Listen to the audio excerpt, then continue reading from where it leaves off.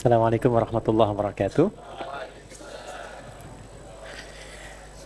Alhamdulillah, wassalatu wassalamu ala rasulillah Nabiyyina wa sayyidina Muhammad ibn Abdullah wa ala alihi wa sahbihi wa man walah wa ba'd.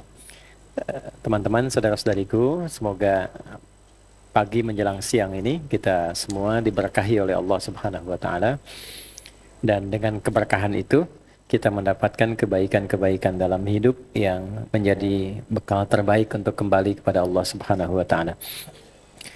Ada beberapa waktu, tempat, keadaan yang diistimewakan di dalam Islam karena hikmah-hikmah tertentu. Ada yang sifatnya evaluatif, ada yang sifatnya anugerah pemberian nikmat, ada yang sifatnya pelatihan, bekal-bekal yang mendukung potensi-potensi kesuksesan kita dan kebahagiaan hidup kita. Dalam perjalanan waktu, Allah menyampaikan ini terhubung dalam 12 bulan selama setahun. Dan dibagi 12 bulan ini berdasarkan keistimewaan-keistimewaan yang mendukung pesan-pesan dan risalah kehidupan kita. Pernyataan ini diantaranya ditemukan di Quran surah ke-9 At-Taubah di ayat ke-36. Inna iddatash syuhuri indallahi 12 syahran fi kitabillah yauma khalaqas samawati wal ard.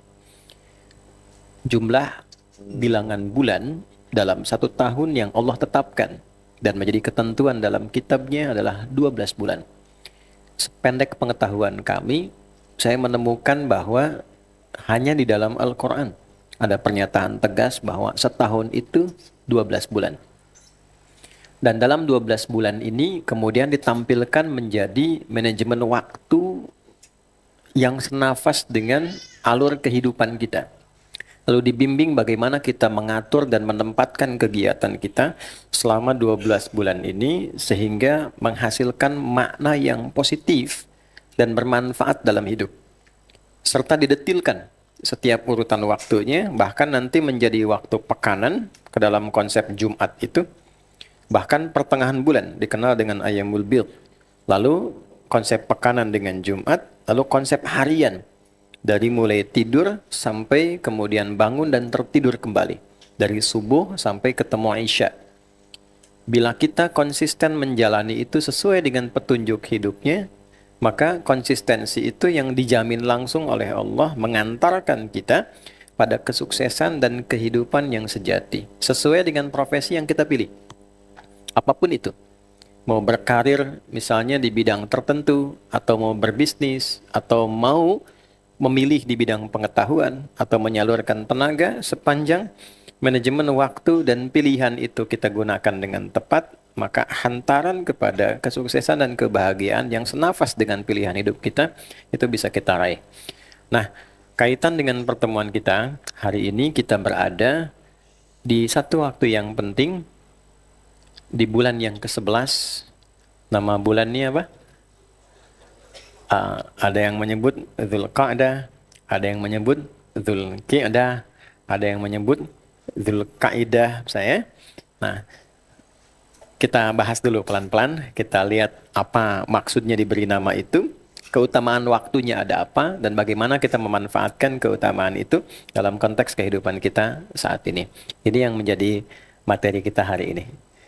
Bila ada yang keberatan, nggak apa-apa, saya langsung pulang. Kita mulai ya. Baik, bismillah. Bismillahirrahmanirrahim. Jadi bulan ini secara perhitungan hijriyah, saya tulis dulu hijriyah dalam bahasa Arab begini ya. Hijriyah. Kalau kita turunkan, ini ada 3. Jadi ada kata ini, kemudian ada ya, nisbah sini, ada tak menunjukkan sifat. Saya tarik begini aja. Ya. Ada ha, jim, dan ra. Sering kita dengar kata hijrah gitu ya. Ya, hijrah itu singkatnya begini. 3 kata ha, jim, dan ra menunjukkan makna yang sangat positif. Berpindah pada kebiasaan atau suasana yang lebih baik. Ini berpindah Ya, sebentar ya. Pindah pada suasana atau kebiasaan yang lebih baik. Asalnya tidak harus menuntut pindah tempat, kecuali di tempat itu tidak kondusif mendorong kita untuk bisa berbuat baik. Ya, Nabi itu perintah pindahnya ke Madinah karena memang Mekahnya tidak kondusif. Karena itu viral ketika beliau mulai menapakkan kaki meninggalkan Mekah, lalu berada di daerah Jarwal namanya, lalu menghadap ke arah Mekah, mengatakan demikian, ya Makkah tuh, kan? Anti ahabbu madinatin fi qalbi. Laula amarani Rabbi bi an uhajir lama taraktuki. Mekah, engkau itu kota yang berkesan untukku. Sangat aku cintai. Nah, ini menunjukkan tempat kita terlahir, tempat kita tumbuh berkembang itu punya kesan tersendiri. Ya, senyaman-nyamannya di negeri orang, biasanya lebih terasa indah di tempat lahir sendiri kan? Ya. Nah, itu sudah fitrah, melekat pada jiwa Nabi juga begitu. Nah, tapi poinnya begini, laula amarani Rabbi bi an nuhajir, kalaulah Allah nggak perintahkan aku mendapatkan suasana tempat yang lebih baik untuk kepentingan risalah ini, untuk berhijrah ini, lama taraktuki, aku pasti tidak akan meninggalkanmu. Jadi terkadang ada satu kenikmatan, kemapanan, kenyamanan dalam satu lingkungan hidup kita, tapi kenyamanan ini tidak membuat pandangan baik di hadapan Allah. Tidak menjadikan penilaian positif di hadapan Allah. Maka hukumnya, ikutkan keinginan kita pada keinginan Allah. Itu rumusnya. Jangan paksakan keinginan Allah ditarik menjadi keinginan kita. Maka nanti kecewanya akan mendalam, lelahnya akan sangat. Dan ketika keinginan kita diikutkan pada keinginan Allah, Allah berikan keseluruhannya. Allah anugerahkan Madinah untuk Nabi, Allah kembalikan Mekah untuk Nabi dalam keadaan yang lebih nyaman. Coba dikembalikan lagi kan ke Mekah. Jadi Nabi mendapatkan Madinah sebagai kota kenabian, Nabi mendapatkan Mekah sebagai pusat kelahiran dan pusat ibadahnya. Jadi kalau kita meninggalkan sebuah kenyamanan duniawi yang dinilai tidak positif menurut Allah untuk mengejar ketentuan Allah, nanti kenikmatan itu akan dibalikan berlipat dari sebelumnya. Kaidahnya seperti itu. Walaupun dalam prosesnya kadang tidak mudah. Anda punya pekerjaan, gajinya 1 miliar sebulan, tapi nggak bisa sholat. Ada peluang di tempat lain, gajinya 1 juta sebulan, tapi bisa nikmat sholat. Pilih mana? Nggak usah pilih yang ketiga, saya nggak kasih tawaran. Nggak ada pilihan ketiga tuh. Nggak mudah kan? Nah iman tuh mesti begitu, kalau nggak ada ujiannya. Itu iman tuh mesti begitu, sampai nanti dilatih kita memiliki keyakinan yang paripurna. Ya, poinnya di situ. Nah ini hijrah. Kalau kita ingin ikutkan kepada proses ini, tambahkan ya, namanya ya nisbah, nisbat, mengikutkan pada proses ini. Kalau kita ikuti karakternya, sifatnya, itu tambahkan tak di ujungnya. Jadi kenapa penamaan bulan di dalam kalender Islam dinamakan namanya kalender Hijriyah untuk memberikan kesan bahwa setiap waktu, setiap saat, umat Islam itu visinya selalu berubah menjadi lebih baik. Jadi bukan hanya nunggu setiap tahun, tidak. Setiap hari umat Islam itu selalu berusaha menata diri agar menjadi semakin lebih baik. Jadi suami yang lebih baik. Jadi istri yang lebih baik. Jadi anak yang lebih baik. Kalau bekerja lebih baik. Itu tiap hari dilakukan. Dan menariknya, nanti nama bulannya disusun berdasarkan perubahan arah-arah kebaikan itu. Itu ada susunannya. Walaupun nama ini sudah ada sebelum masa Islam di jahiliyah, dipertahankan di masa Nabi untuk meresapkan hikmah lebih dalam dari penamaan ini. Misal, saya urut dulu ya sampai ketemu yang ke-11 sehingga pemahaman dasarnya bisa dikuasai dulu. Dengan menguasai pemahaman dasar ini, kesananya itu akan lebih mudah. Misal, bulan yang pertama disebut bulan apa namanya? Bukan. Jangan maksa. Bukan Muharram ya, tapi Al-Muharram. Nggak pakai Al. Kalau L baru nikah kemarin. Al. Jadi ada Muharram, ada Haram, ada Al-Muharram. Itu berbeda secara makna. Kalau ingin kita katakan segala yang diharamkan, segala yang dilarang, itu namanya muharram. Apa namanya? Muharram. Misal, mencuri itu muharram, dilarang, nggak boleh. Berdusta itu muharram. Mabuk itu muharram. Oke? Itu nggak boleh. Hukumnya disebut haram. Hukumnya disebut apa? Haram. Oke. Haram itu asalnya seakar dengan kata hurmah. Diserap ke dalam bahasa Indonesia hormat. Ya. Kenapa hukum haram muncul? Hukum haram itu asalnya secara filosofis dihadirkan bukan ingin membatasi perilaku seorang hamba, bukan. Tapi menjaga kehormatan seorang hamba supaya tidak runtuh di hadapan Allah. Tidak jatuh di hadapan manusia. Sebab perbuatan-perbuatan ini kalau dikerjakan kehormatan itu turun. Misal, ada orang menipu misalnya. Kenapa menipu itu hukumnya haram? Karena ketika dikerjakan kehormatannya runtuh di hadapan Allah. Jatuh di hadapan manusia. Sedangkan Allah Tuhan yang Rahman dan Rahim tidak menginginkan status hamba itu buruk dalam kehidupannya. Ya, korupsi itu haram karena ketika dilakukan meruntuhkan kehidupan, menghilangkan kehormatan. Berkata-kata kotor itu haram karena ketika dikerjakan kehormatannya hilang. Nggak percaya silakan keluar dari sini ngomel yang kenceng, kata-kata kotor tuh. Pasti jatuh kehormatannya. Itulah hukumnya disebut apa? Haram. Perbuatannya muharram. Nah, jika kita ingin mengevaluasi diri misalnya, mengeluarkan segala hal-hal yang haram, memulai untuk melepaskan dari segala hal yang terlarang, karakter yang kurang bagus yang melekat pada diri kita yang ingin kita rubah jadi lebih baik, tambahkan untuk menunjuk waktu al di depan katanya. Al-muharram. Kalau ingin hijrah, berusaha menjadi lebih baik, maka yang harus dilakukan adalah berusahalah di waktu ini untuk berevaluasi diri dengan meninggalkan segala perbuatan-perbuatan yang kurang baik yang mungkin selama ini dikerjakan. Itulah kenapa bulan pertama disebut apa? Al-Muharram.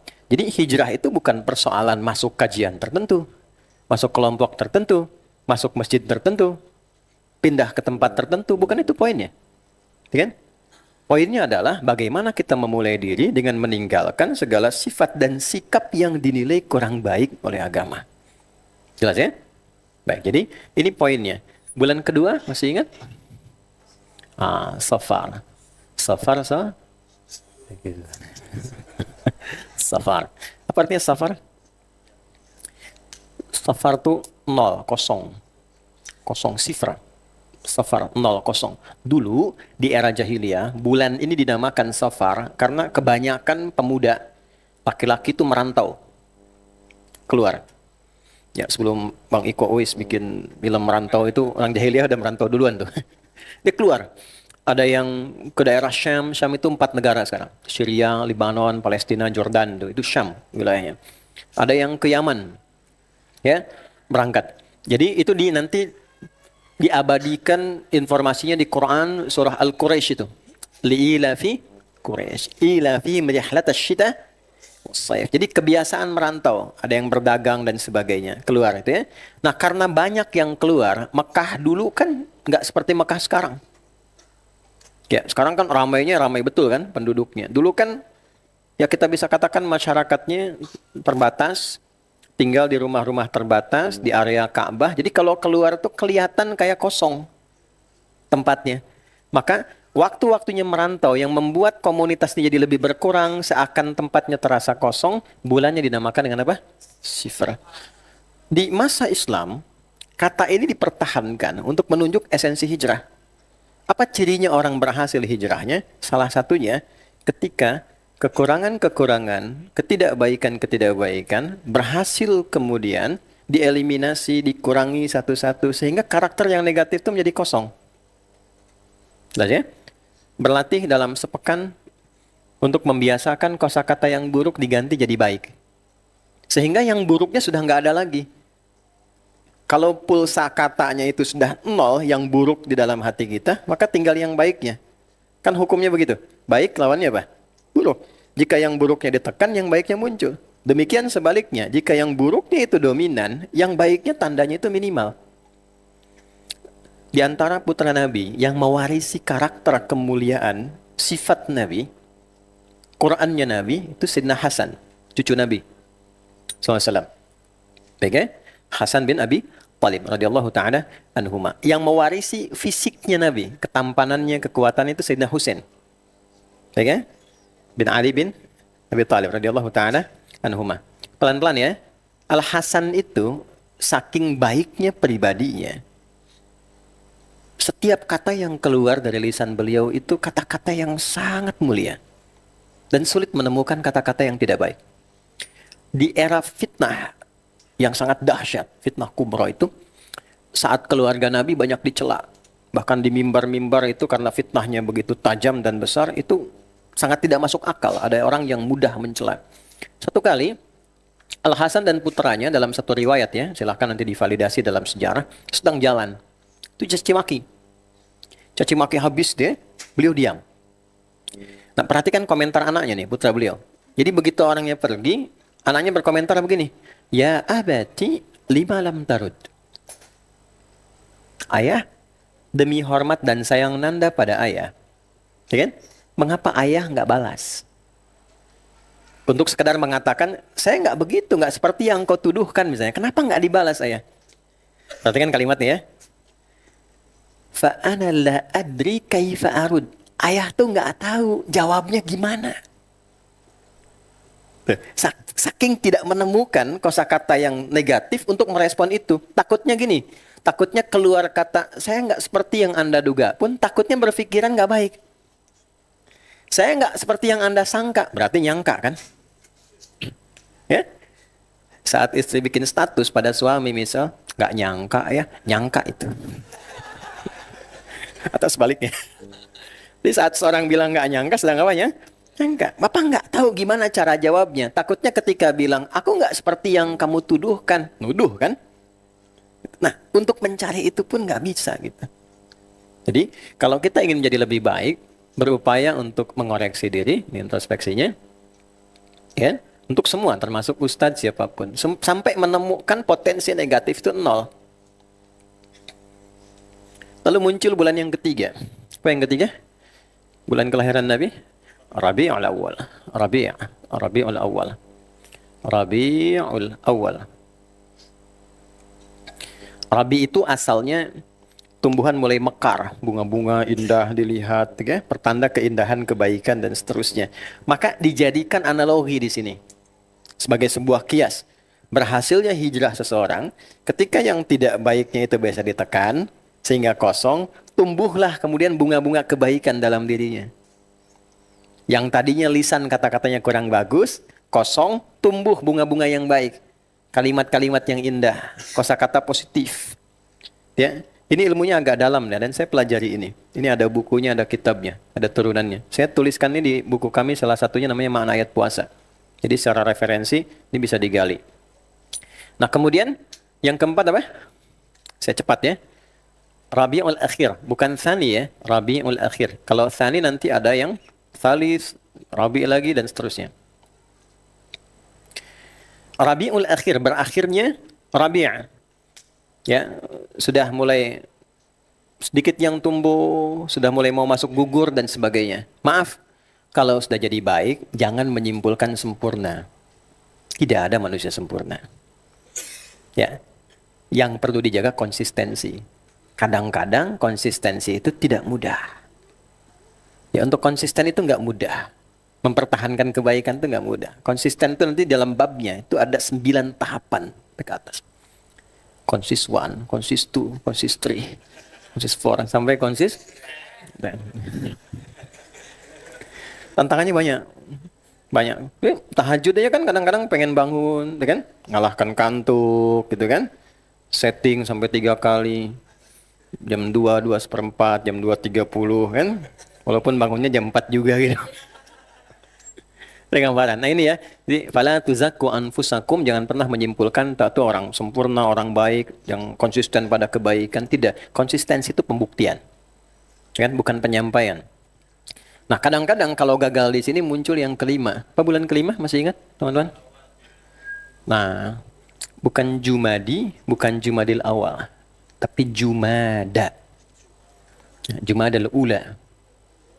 Jumada al-Ula. Jumada itu musim gugur, musim kering, musim gugur yang pertama. Ya, kalau Jumadi menunjuk pada sifat orangnya. Ya, orang yang kering gitu kan, kosong Jumadi. Ini secara makna kata ya. Nah, Jumada itu menunjuk pada musim gugur. Artinya apa? Orang-orang yang kurang bisa mempertahankan kebaikannya, terlalu bangga dengan kemuliaannya, itu pada saat yang sama bisa gugur keadaan dirinya. Tapi kalau sudah gugur, merasa banyak salah, merasa pernah berbuat banyak hal-hal yang tidak baik gitu, jangan juga menyimpulkan bahwa saya ini sudah terlanjur berbuat salah. Selalu ada peluang untuk kembali. Nah, indahnya kehidupan itu begitu. Kalau sedang baik, jangan merasa menjadi orang sempurna. Kalau sedang menjadi pribadi yang dihukumi tidak baik, jangan menyimpulkan bahwa saya terlanjur sudah jadi orang nggak baik. Selalu ada peluang untuk menjadi lebih baik. Ya. Teman-teman pernah dengar kisah Fir'aun nggak? Pernah kan? Coba ibu catat deh ya. Boleh bikin status tuh. Fir'aun itu Fir'aunnya Fir'aun. Ya. Bayang ya.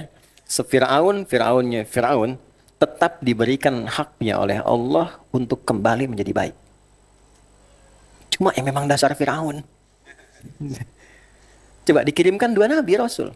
Nggak tanggung. Nabi Musa, Nabi Harun. Hanya untuk mengembalikan Fir'aun jadi baik. Hanya untuk memberikan hak Fir'aun menjadi lebih baik. Anda bayangkan, sejahat-jahatnya Fir'aun, haknya masih diberikan. Dan itu pemberian haknya diiringi dengan instrumen kelembutan. Silahkan dibaca Quran surah ke-20 Thaha ayat 43 sampai 44. Idhaba ila fir'auna innahu tagha.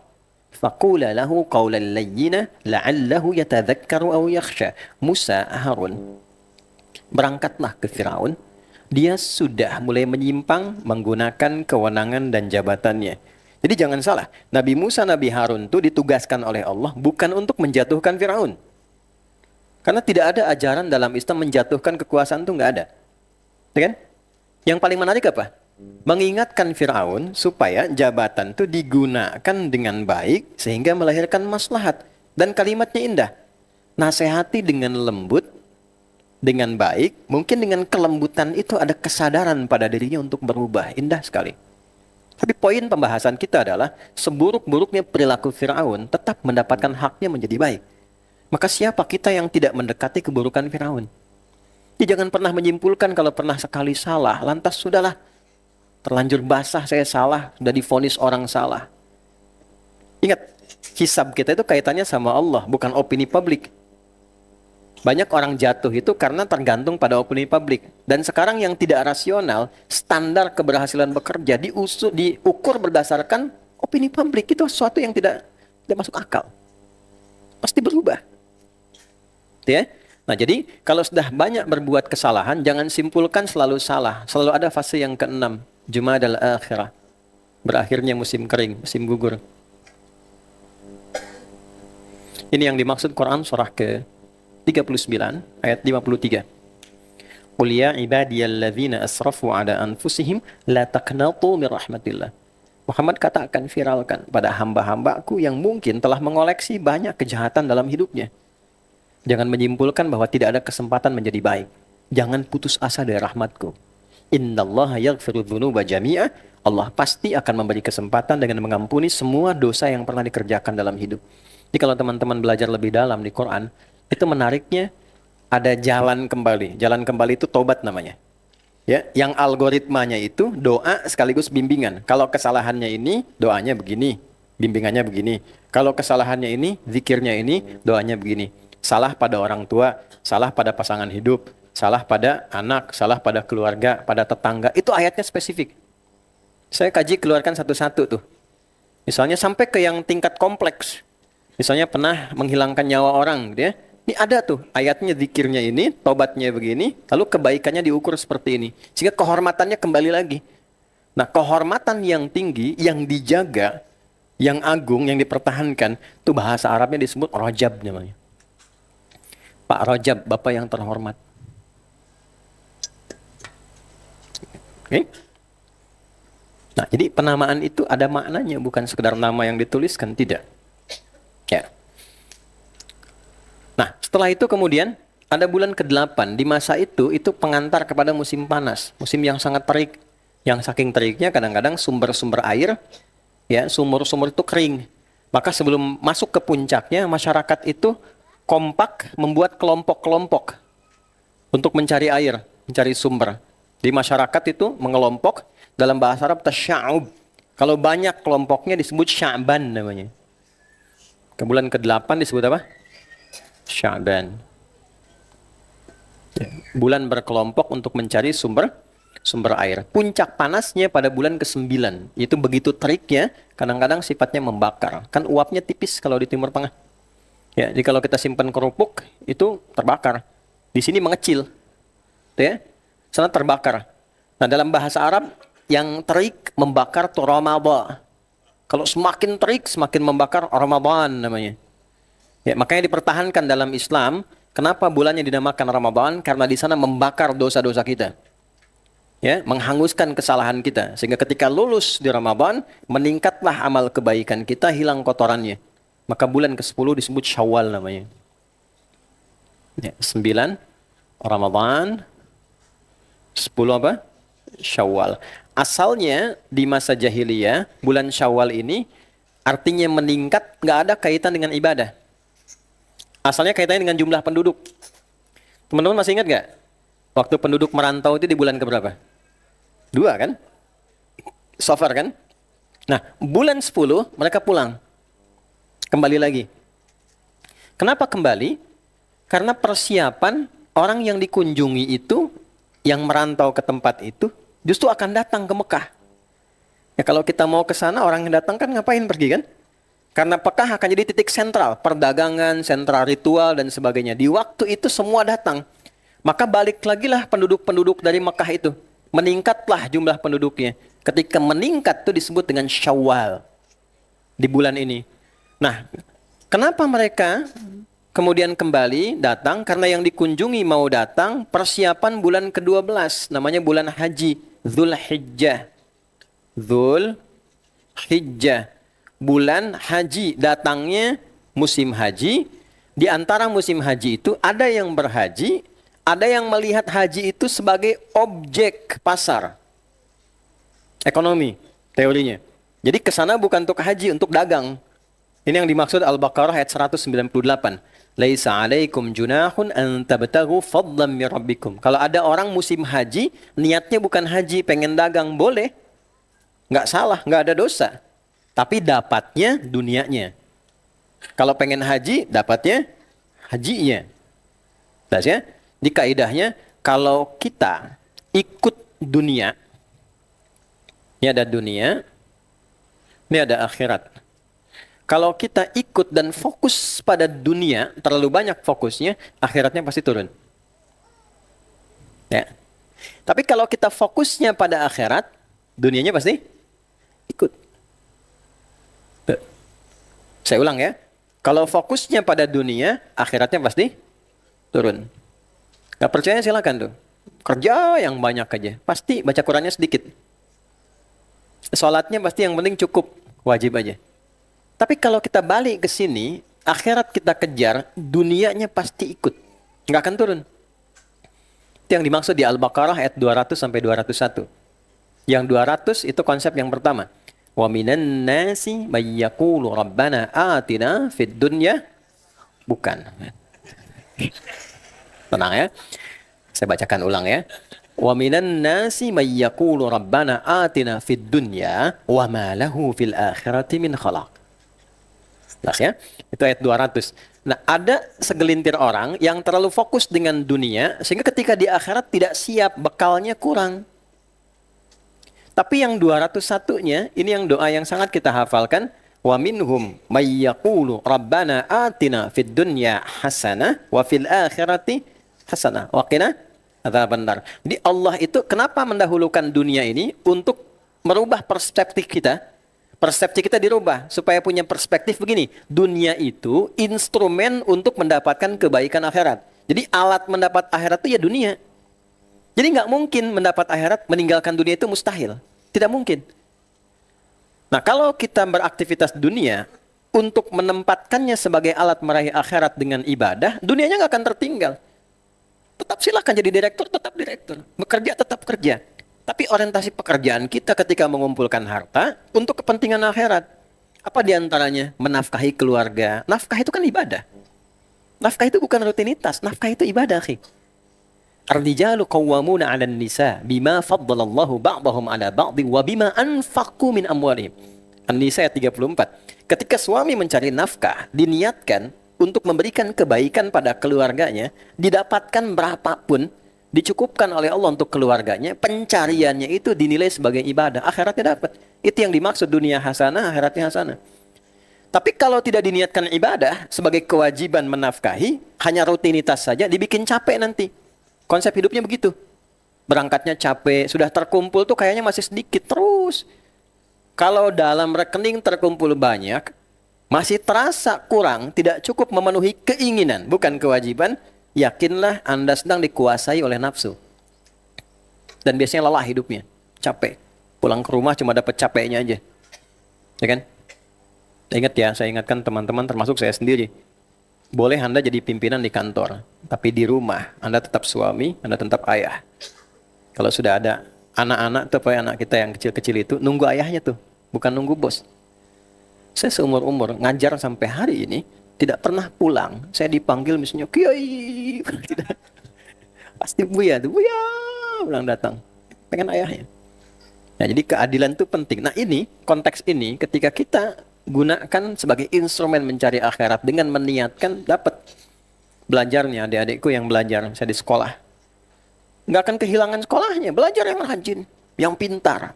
Nah, kepintaran itu diniatkan untuk menaati Allah. Nah, kalau kepintaran itu digunakan pada yang positif, kalian misalnya jadi pilot misalnya. Begitu jadi pilot, ngantarkan orang haji, itu dapat pahalanya tuh. Ngantarkan orang tugasnya sholat. Nah, ketika dia sholat di tempat itu, dapat pahalanya. Ada yang arsitek, bikin jalan misalnya, sipil tuh. Jalannya dipakai oleh orang berbuat baik. Kita mau lewat nih, ikut kajian. Lewat jalan itu, dapat investasinya, aktif akhiratnya dapat di sini. Nah, konsepnya seperti itu. Itu yang dimaksud dengan ini, konteks ini. Syawal ke Dzulhijjah. Karena mau datang banyak di sini, akhirnya memilih menunggu. Nah, semakin dekat ke puncaknya, dari 3 bulan ini, namanya Ashhurul Hajj. Ashhurul Hajj atau Ashhurum Ma'lumat namanya. Bulan yang sudah diketahui di kalangan orang Arab menuju puncak haji. Ditemukan di Quran surah kedua Al-Baqarah di ayat 197. Paling kanan sebelah atas di mushaf tuh. Al-Hajju Ashhurum Ma'lumat. Puncak haji di Dzulhijjah itu disiapkan di bulan-bulan yang telah diketahui di kalangan masyarakat. Nah, karena Syawal sudah mulai banyak datang, penduduk meningkat, musim haji makin dekat, akhirnya Akamsi, ya, anak kampung sini atau kampung Mekah itu, karena sudah orang banyak datang ke sini, mereka memilih duduk santai. Santai aja, yang penting nunggu dulu ya. Mereka akan datang kok ke sini, ya kan? Duduk santai dalam bahasa Arab disebut Dzulqa'dah. Nggak pakai oh. Kalau duduknya singkat, duduk, bangun lagi gitu kan? Duduk sebentar terus bangun. Kayak sekarang orang Arab duduk nunggu, begitu orang haji datang mereka liburan keluar kemana. Maka berubah harokatnya dari I jadi A. Dzulqa'dah. Ya, duduk singkat, qa'dah. Duduk santai, qi'dah. Nah, ini bulan keberapa? 11 kan? Oke. Bulan ke-11, bulan ke-12, bulan ke-1, dan bulan ke-7 ini dikategorikan dalam Al-Quran sebagai bulan evaluasi, bulan introspeksi. Namanya Arba'atun Hurum, bulan menjaga kehormatan. Ini ditemukan di Quran surah 9 tadi, di ayat yang ke-36. Nah, sekarang kita sedang berada di bulan yang ke-11 ini. Maka konteks kajian ini adalah bagaimana mengeluarkan petunjuk beramal di bulan 11 ini, sehingga dengan petunjuk itu merubah pribadi kita menjadi lebih baik dan siap kita menjalani lembaran baru kehidupan dengan lebih mulia dibandingkan hari-hari sebelumnya. Itu mukaddimah yang ingin saya sampaikan. kita belum mulai nih ya. Mulainya di sini. Tadi pengantar sebentar. Jadi saya ingin bangun akar pemahamannya dulu sehingga tahu bahwa di bulan ini tuh ada ini loh gitu, ada momentum ini. Jelas ya? Bisa dipahami? Baik, kalau jelas paham kita cukupkan aja. Izin saya sesuaikan ya. Sekarang kita mulai di sini. Kita masuk ke sini. Dasar Qurannya dulu. Surah 9 ayat ke-36. Nanti saya bacakan hadisnya. Sudah? Bismillah. Inna iddatas syuhuri 'inda Allah 12 syahran fi kitabillah yawma khalaqas samawati wal arda minha arba'atun hurum. Baik, teman-teman, fokus sebentar. Allah meminta kita sebagai seorang muslim untuk mengatur waktu-waktu yang Allah sediakan bagi kita beraktivitas sesuai dengan kegiatan yang telah kita pilih. Bahasa singkatnya, jadi muslim itu pasti teratur. Jangan sampai ada waktu-waktu yang kita lalui tanpa perencanaan yang terukur.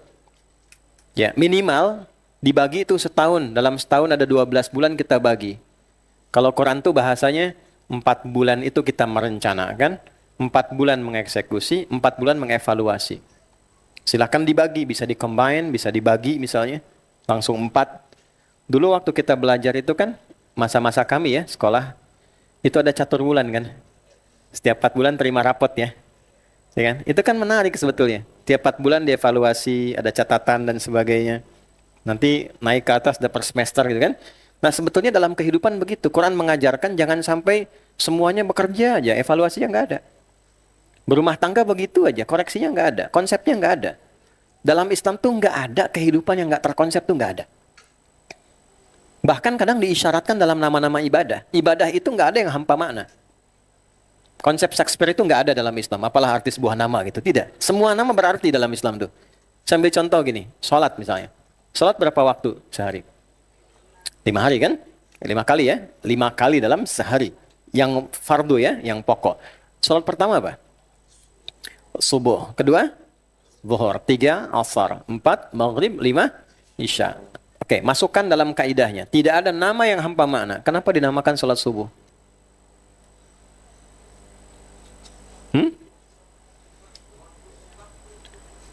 Ya, waktunya. Baik, nanti kita uji itu ya. Kita uji.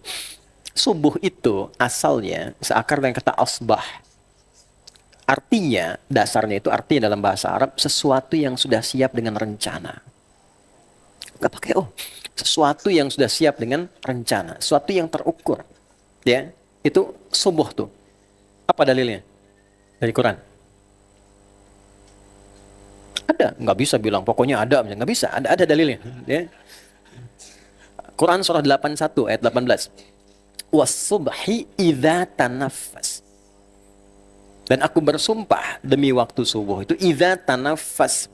Ya. Apabila bersamaan dengan subuh itu tiba, tanafas, awal waktu itu terukur, dimulai, aktivitas diawali. Anda bayangkan, alam aja tertata, waktunya subuh begini, tumbuhan mengeluarkan oksigen, ya kan? Nanti malamnya baru kemudian karbon dioksida. Subuh itu semua bergerak, tertata aktivitasnya. Jadi makhluk yang tidak dihisab saja punya perencanaan yang terukur. Masa kita makhluk yang dihisab tidak terukur rencananya? Nggak ada orang Islam tuh bangun dari subuh sudah punya rencana. Jam 7 mau di mana, jam 8 kerjakan apa, jam 9 melakukan apa. Jadi jangan sampai nanti jam 9 bagaimana? Gimana nanti aja. Nanti bagaimana? Baru kemudian sampai siang. Siangnya disebut apa?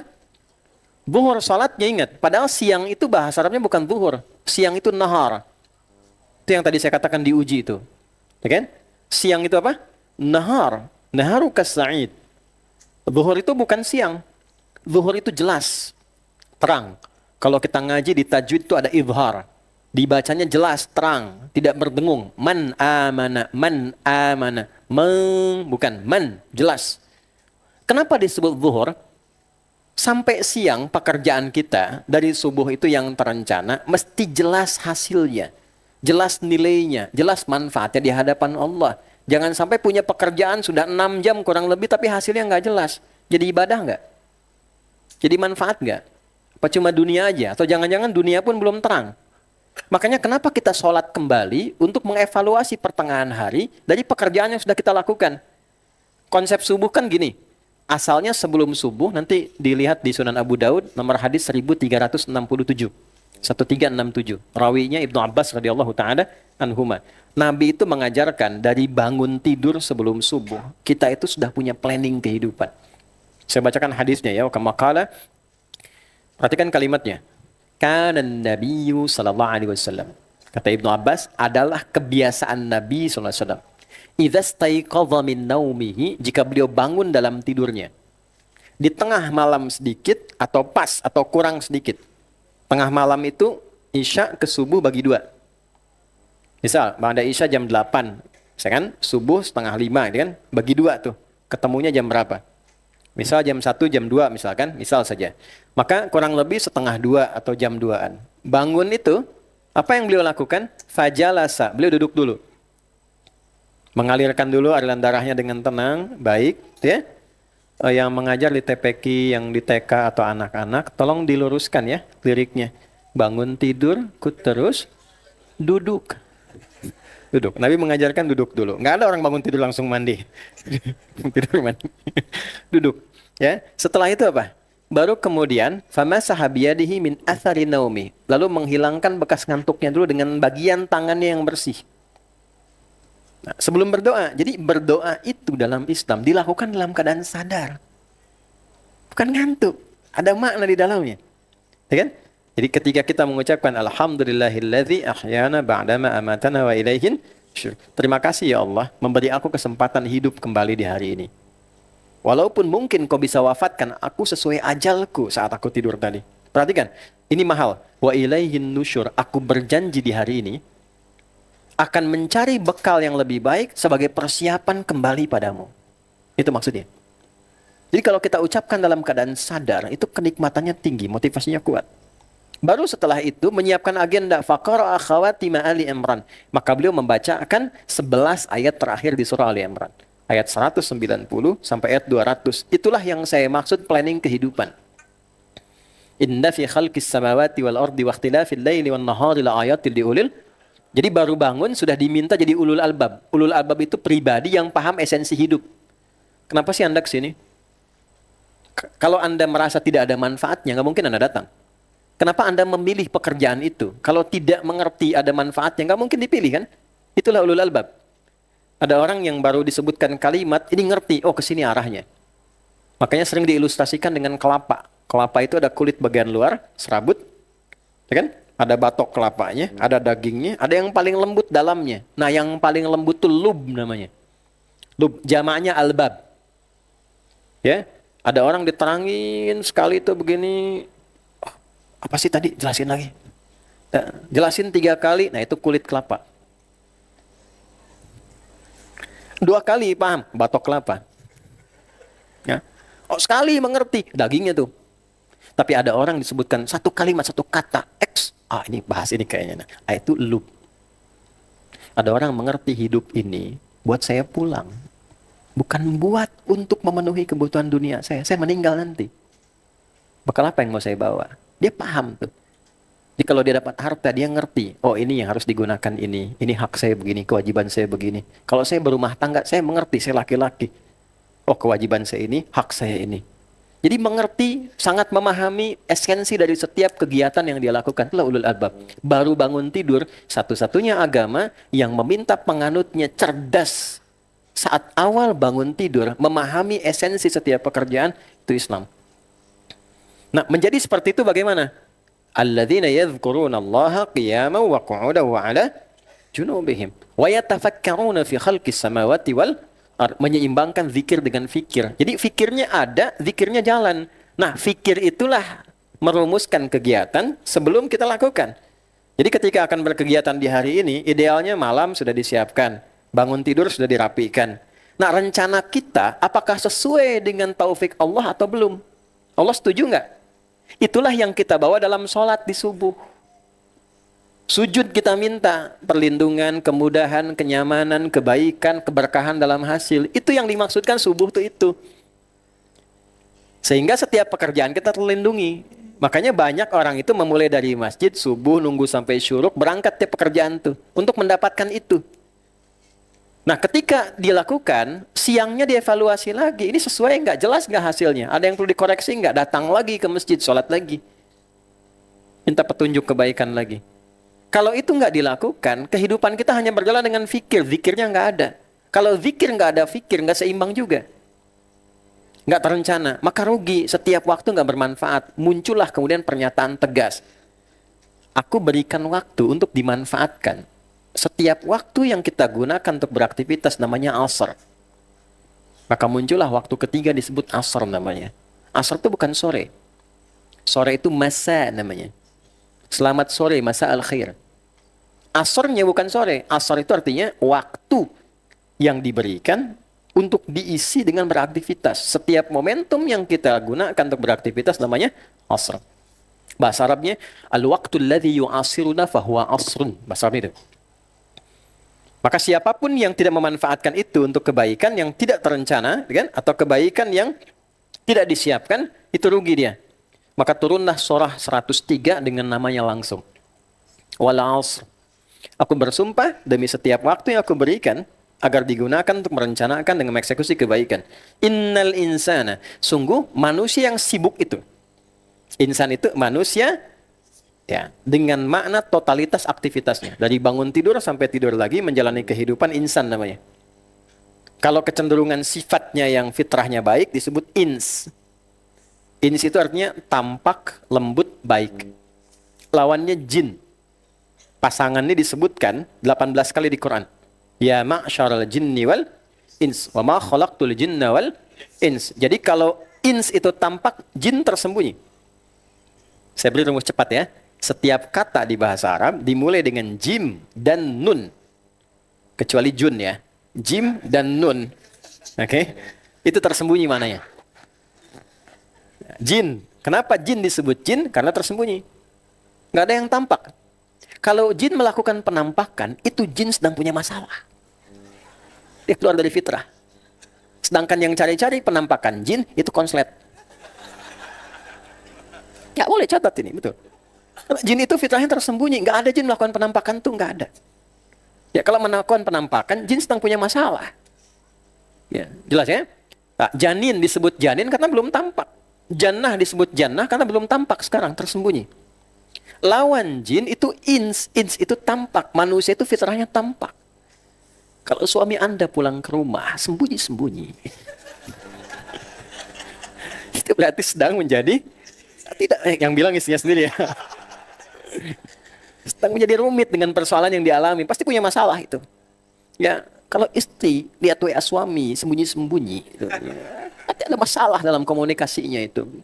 Kalau lihat teman dari jauh sudah sembunyi, cari jalan yang lain, berarti ada masalah. Fitrahnya begitu. Jin tersembunyi. Ins tampak. Ins itu lembut dari kata anusa. Pemiliknya laki-laki disebut anis. Perempuan anisa yang punya kelembutan, sosok lembut. Ya.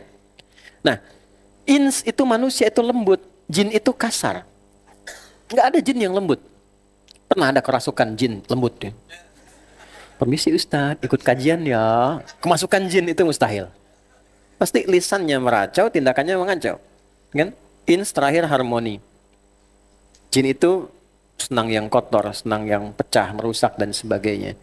Makanya sebetulnya fitrah manusia itu lembut, halus. Antum tuh makhluk halus sebetulnya, kan jin. Jadi kalau ada yang tumbuh jadi kasar, ada yang salah. Salah lingkungan, salah pengaruh. Karena kita nggak punya bakat kasar, kita punya halus.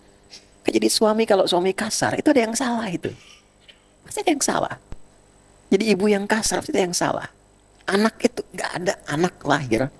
Jadi anak yang membangkang tuh nggak ada. Jadi anak yang kasar tuh nggak ada. Pernah dengar ada anak baru lahiran, kenapa mau melahirkan saya? Nggak ada. Anak itu terlahir dari rahim ibu manapun.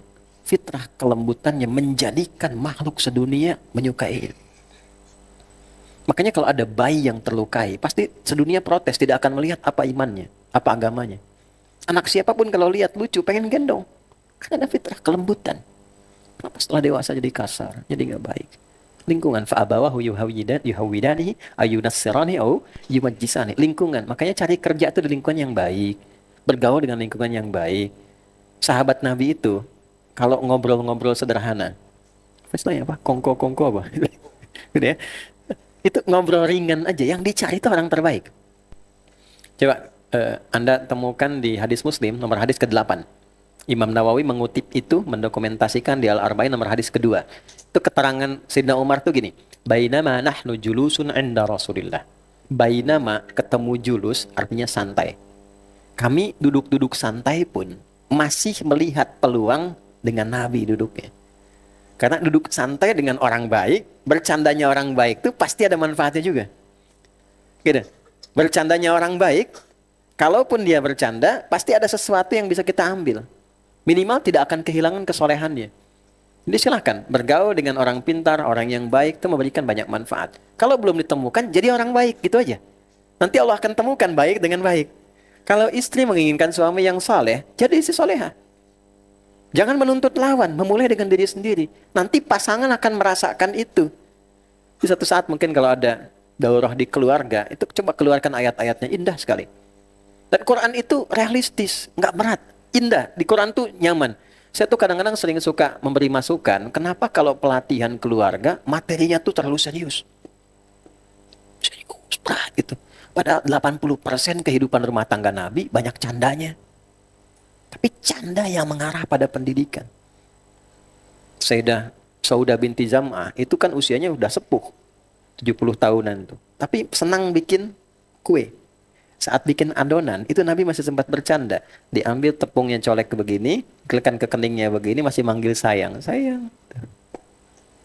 Kapan terakhir panggil sayang sama pasangan itu? Itu indah. Sama Sayyidah Aisyah tuh malah yang viralnya apa? Balap lari gitu. Nonton gulat. Nonton. Nabi tuh. Ajak istrinya nonton. Lihat. Terus lari. Terus masih bercanda. Dulu kamu cepet larinya. Sekarang lambat. Kegemukan ya. Masih begitu tuh. Ya, tapi ada seriusnya ada. Dengan tatanannya ada. Tapi keindahannya itu terasa. Ini poinnya. Ini saya kembalikan ke sini teman-teman sekalian supaya tidak terlalu banyak lebarnya gitu. Nah, jadi di poin-poin ini Allah sampaikan, coba jadilah manusia yang tertata. Ya, dalam setiap kegiatan, manfaatkan waktu. Kalau enggak rugi. Lafi khusr. Innal insana lafi khusr. Coba namanya presisi kan? Kalau bukan firman Allah nggak mungkin begini. Setiap tempat, setiap kata itu sesuai dengan konteksnya. Kapan ins, kapan insan. Kalau berkomunitas jadi nas. Kalau bagian nafsu untuk manajemen, memanage nafsu itu bashar. 35 kali disebutkan dalam Al-Quran. Baik ya? Nah, kalau konteksnya aktivitas namanya apa? Insan. Di surat Al-Asr, Allah tidak mengatakan nas, tidak mengatakan bashar, tidak mengatakan ins, tapi innal insan. Sungguh manusia yang sibuk beraktivitas itu lafi khusr, cenderung rugi bila tidak memanage aktivitasnya. Illal ladzina amanu, kecuali orang beriman. Jadi menjadi beriman itu artinya menjadi orang yang teratur hidupnya. Jadi mukmin itu teratur, nggak ada mukmin sembarangan. Teratur, bicaranya teratur, aktivitasnya teratur. Apapun profesinya, Anda silakan. Kalau kerja jangan tanggung. Kalau merintis usaha jangan tanggung. Bikin target yang paling sukses tertingginya apa? Sampai situ. Tapi saat yang bersamaan pribadi yang teratur, waktunya sholat. Waktunya pulang, dan menempat. Wa amilus sholihah. Keteraturan dengan iman itu mengantarkan kita pada perbuatan-perbuatan yang cenderung banyak positifnya. Pasti soleh. Kalau teratur itu pasti baik. Nah. Oke ya? Baik. Kembalikan ke Quran surah 9 di ayat 36 tadi. Jadi Allah ngajarkan kita melalui pengaturan umum. Secara umumnya gini nih. 12 bulan bagi 3 bagian. Dibuat kecatur kan, 4 bagian tuh. 4 bulan pertama, 4 bulan kedua, 4 bulan ketiga. Kita bisa kemudian menyesuaikan dengan kondisi kita, silahkan. Bawa aturan ke setiap bulannya, ke setiap pekannya, ke setiap hariannya. Tapi poinnya, jadi manusia yang teratur. Minha arba'atun hurum. Sebelum masuk ke situ, yauma khalaqas samawati wal ardh. Sejak aku mencipta langit dan bumi, konsep itu, keteraturan itu sudah menjadi hukum. Namanya sunnatullah fil kaun. Makanya langit pun ikut, bumi pun ikut, matahari ikut, kapan terbenam, kapan terbit, dan seterusnya. Oke? Termasuk tadi, asar. Kalau kita nggak disiplin, rugi kita tiba-tiba terbenam. Hidup kita terbenam, selesai, maghrib.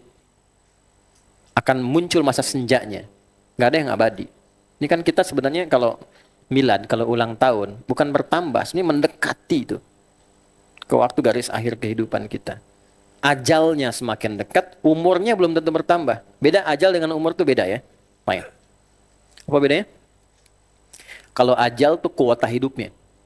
Dari mulai roh masuk, usia 4 bulan kandungan, sampai wafat tuh ajal namanya. Yang kita sering sebut dengan usia. Itu ada di Quran surah 7, Al-A'raf ayat 34. Walikulli ummatin ajal. Setiap manusia bahkan yang berkomunitas itu pasti menempuhi batas akhir hidupnya. Fa'idza jaa ajaluhum la yastakhiruna sa'ata wa la yastaqdimun. Kalau tiba ajalnya, nggak bisa kita memajukan atau memundurkan, pas di situ. Nah, cara kita mengisi ajal, kuota hidup itu namanya umur. Artinya 3, sesuatu yang bermanfaat, mendekatkan pada kesuksesan, melahirkan kebahagiaan. Jadi selama hidup, ayo perbanyak sesuatu yang bermanfaat. Kalau punya aktivitas jangan tanggung, pasang target sampai sukses yang baik. Tapi kalau sudah sukses, datangkan kebahagiaan. Jangan jadi champion dalam pekerjaan, tapi nggak mendapatkan kebahagiaan dalam kehidupan. Gabungkan ketiganya. Kadang ditanya kan, misalnya Ustaz Adi umurnya berapa? Nah itu pertanyaan itu dititipkan oleh Allah pada lawan bicara untuk menguji kualitas kehidupan kita. Saya jawab biasanya saya 42 tahun. Selama 42 tahun itu berapa manfaat yang sudah dihadirkan? Itu untuk ujian dasarnya. Sampai nanti menjelang ke maghrib, Isya. Isya itu selesai. Dari fathah jadi kasrah. Ini ada ilmunya. Kalau fathah masih aktif. Asya, ma'isyah, masih aktif mencari aktivitas. Kalau jadi kasrah ke bawah, artinya selesai kegiatan. Habis. Aisyah, sesibuk-sibuknya kita, akan tiba waktunya untuk terpejam. Maka terpejamlah dalam keadaan yang lebih baik. Itu ya. Nah, tarik ke sini. Yauma khalaqas samawati wal arda minha arba'atun hurum. Perhatikan. Fala dzalika ad-dinul qayyim. Fala tazlimu fihinna anfusakum. Itulah aturan agama yang benar. Jadi Islam itu kenapa kita yakini benar? Karena mengajarkan kita keteraturan dalam hidup. Kebaikan dalam hidup, kebenaran dalam hidup. Nah, untuk menjadi teratur, jadi benar, ada satu amalan yang dikerjakan di bulan Dzulqa'dah ini. Apa itu? Berlatihlah fala tazlimu fihinna anfusakum. Maka berlatihlah di bulan-bulan ini, Syawal, Dzulqa'dah, Dzulhijjah, Al-Muharram, Rajab. Sekarang kita di Dzulqa'dah bulan 11. Maka berlatihlah satu amalan saja. Jadi ada satu amalan yang kita fokus kerjakan di bulan ini sampai ke Dzulhijjah, sampai ke Al-Muharram. Fokusnya karena ini bulan ke-11, fokuskan di hari ini saja. Ini udah pertengahan bulannya. Apa itu? Fala tazlimu fihinna anfusakum, yaitu amalan mengentaskan perbuatan zalim dalam perilaku kita. Apa itu zalim?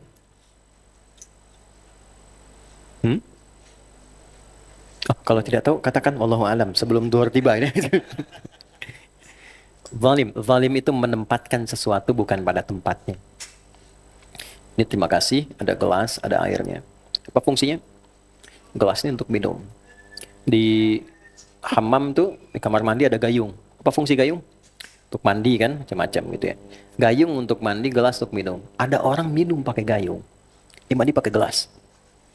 Itu zalim namanya. Menempatkan sesuatu bukan pada tempatnya. Apa fungsinya lisan? Nah, bukan hanya bicara. Untuk berbicara yang baik. Jadi konsensus penciptaan lisan ini ketika Allah ciptakan adalah untuk berbicara yang baik. Makanya ayat Quran yang mengiringi fungsi lisan itu selalu melarang perbuatan-perbuatan yang tidak seharusnya dilakukan oleh lisan. Ya, la yahraku min qaum, jangan kamu mencela, la yaktab ba'dukum ba'du, jangan merendahkan orang, jangan gibah, jangan bikin hoax dan sebagainya. Jelas? Oke. Kemudian mata, apa fungsinya? Naik ke atas sedikit. Melihat yang baik kan? Quran surah ke-24 ayat 30 untuk laki-laki, 31 untuk perempuan. Lihat yang baik-baik. Kalau yang dilihat tak baik, palingkan. Telinga mendengar yang baik-baik. Sampai ke fungsi bagian bawah kaki. Ini kalau sudah bisa dilatih dari ujung kepala sampai ujung kaki, jadilah manusia seutuhnya, jadi orang baik. Nah, bulan Dzulqa'dah itu melatih itu. Jadi selama ini coba dilihat, jangan keluar dulu ya. Jangan ke harta yang melekat dulu. Jangan ke orang lain dulu, di tubuh kita dulu aja. Latihan nih, ini udah pertengahan. Udah ke-15, ke-16. Ya, masih ada waktu kurang lebih 2 pekan. Sepekan pertama, arah atas dulu aja. Misalnya 3 hari latihan untuk melihat yang baik-baik. Kalau yang dilihat tidak baik menurut iman kita, palingkan. Itu yang namanya ghaddul basar. Ghaddul basar itu memalingkan pandangan dari yang dinilai tidak baik menurut iman kita. Jelas? 3 hari berikutnya misalnya evaluasi, latihan lagi ke lisan. Latihan ke telinga, sampai ke ujung kaki. Nah, sampai puncaknya tanggal 9 di bulan Dzulhijjah. Itulah nanti masuk ada satu puasa. Puasanya persis sama amalan yang dikerjakannya dengan orang wukuf. Maka yang namanya Arafat, itu puncaknya. Bila bisa melalui itu, keluarlah kita sebagai wujud manusia paripurna yang seutuhnya. Maka muncullah sifat baik itu. Kalau sifat baik itu melekat pada diri kita, satu sifat itu akan menentukan tempat kembali yang indah saat di akhirat. Nah, apa sifat baik itu? Dan seperti apa kita bisa meraihnya? Itu yang bisa kita bahas nanti selesai zuhur insyaallah. Ya, kalau masih ada waktunya, kalau tidak ya kita cukupkan. Oke. Sudah masuk waktu zuhur ya. Kita sholat zuhur, kemudian setelah zuhur ya ambil kurang lebih 15 sampai 30 menit, lalu kita cukupkan. Sepakat? Baik. Subhanakallahumma wa bihamdika asyhadu an la ilaha illa anta astaghfiruka wa atubu ilaik. Assalamualaikum warahmatullahi wabarakatuh.